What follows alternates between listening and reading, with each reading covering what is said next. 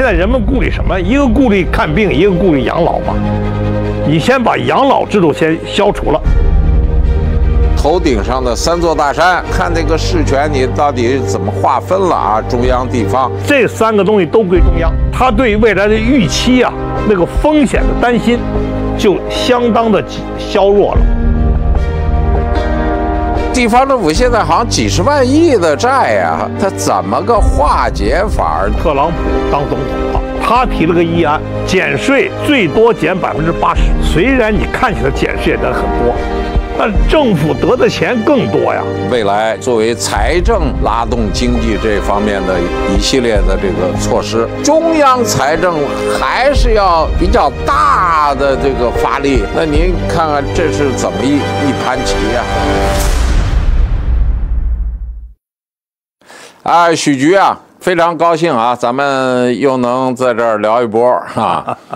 咱们聊聊最近的这个经济形势。就当前的这个经济形势啊，就是非常引人担忧。它有个叫平减指数，对，快到6个季度都是负的了。另一个事情呢，咱们也是在近10几年来很少遇见，就是说咱们的财政收入是连续从今年年初1月份一直到现在吧，可能还没根本改变，就是咱们财政收入是减少的。从这个是10月1号以前发生2件事儿。第一件事呢是咱们的央行会同这个银监局再加上证监会出台了一系列的政策，我觉得是主要是通过来活跃股票市场，因为这咱们的股票市场已经连续很多年了，15年以来吧，反正都是维持在3000点左右啊，有点就是萎靡不振。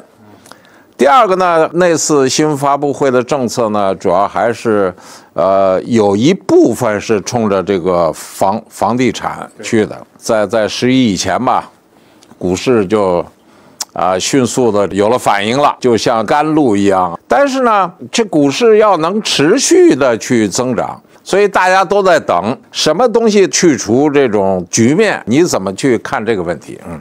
国内市场呢，大家都说居民消费不振啊，萎缩。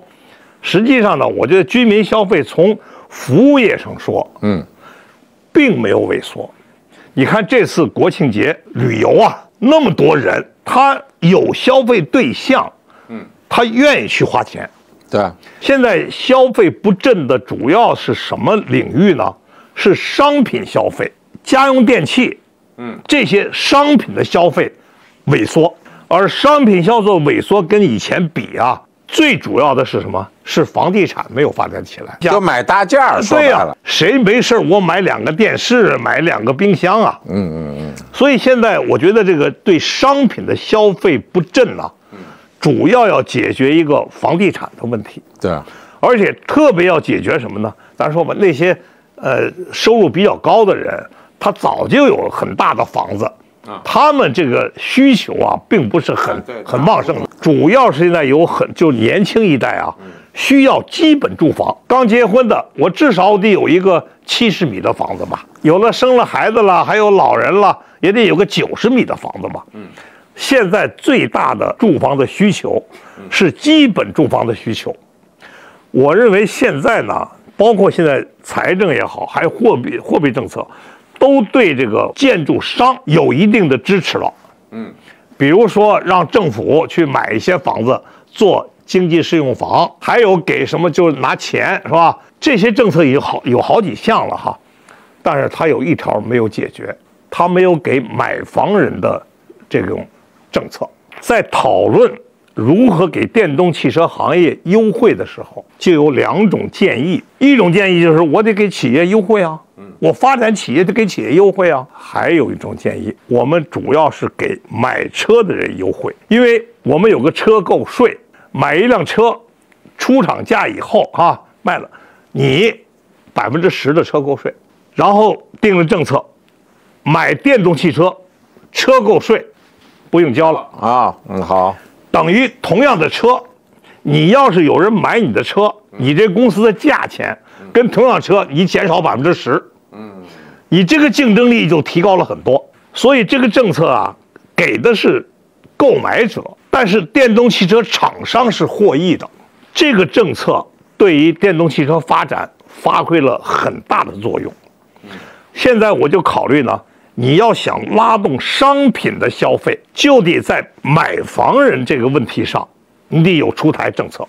第一个呢，我觉得原来上海搞了一个政策，叫共有产权房，它不是经济适用房，不是低价房，正常的商品房，70米到90米这样的商品房，政府先出钱，30%的价钱，你要是符合买基本住房的条件的，你花70%的房价，你获得100%的使用权。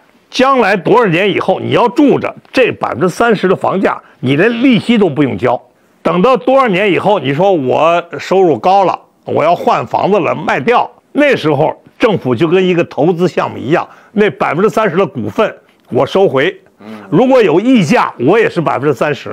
对，但是就有一段时间啊，政府的钱要沉淀在这个房子里头，这可是1分钱利息都没有的。上海房子那么贵，你说你让一个博士生毕业，你来我这工作，给你的工资，你根本你多少年你也买不了房子啊，房子买不了。对，我觉得现在情况下，首先一个就是对于基本住房啊，要全面推行这个上海这个共有产权房的制度。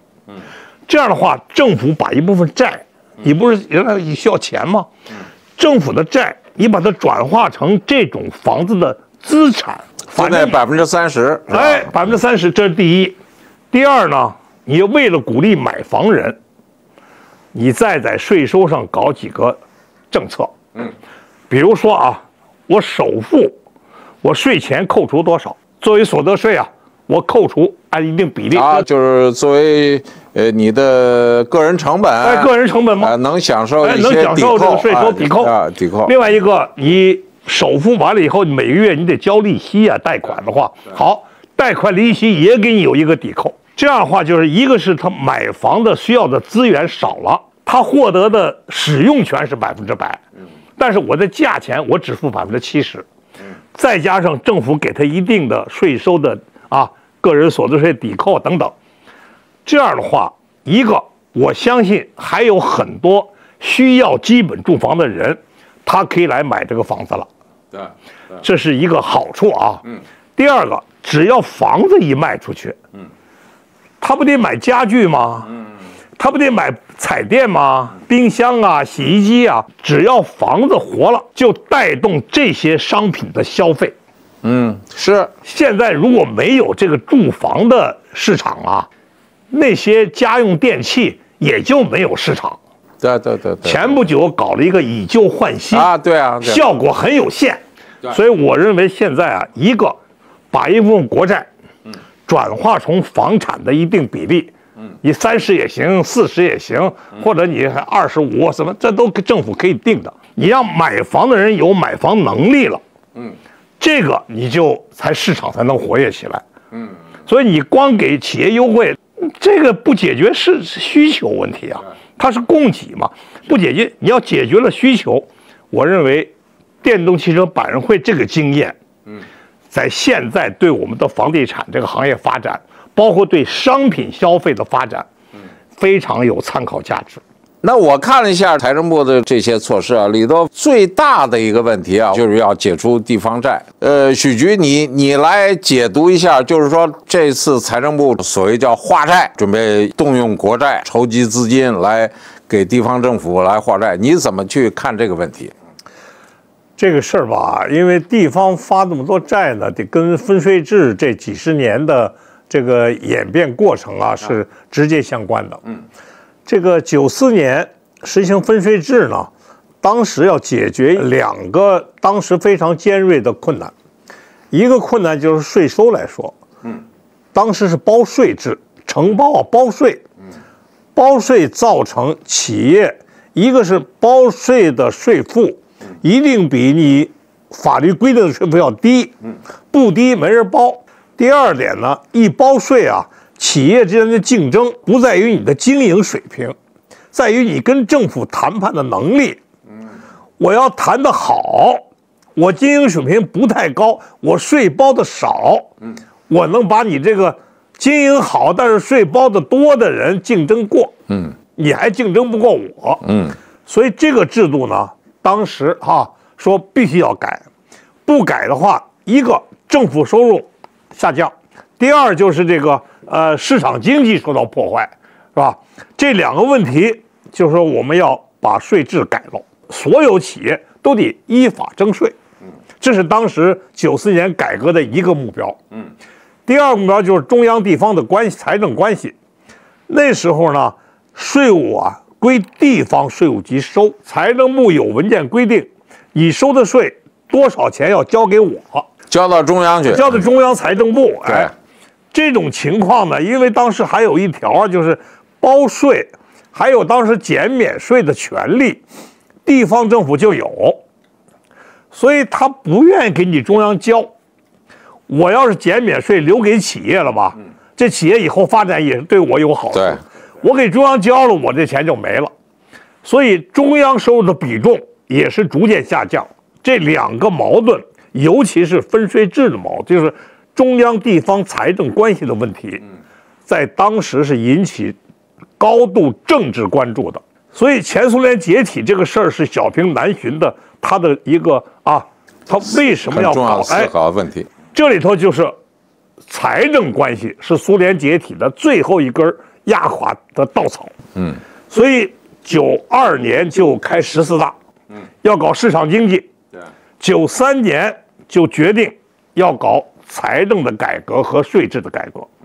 同时还有几个改革，但是这两个改革为主，成立国家税务局，收的税按照比例得保证中央的收入。特别增值税75%归中央，所以中央的收入就逐渐就增长起来了。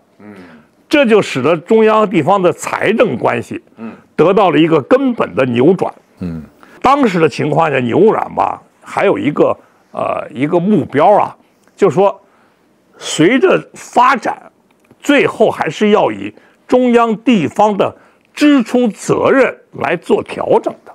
但是这个支出责任调整的就太慢了，这里头比如咱们说的社保制度应该是中央政府管，养老98年当时是国企改革，改革就有破产的了。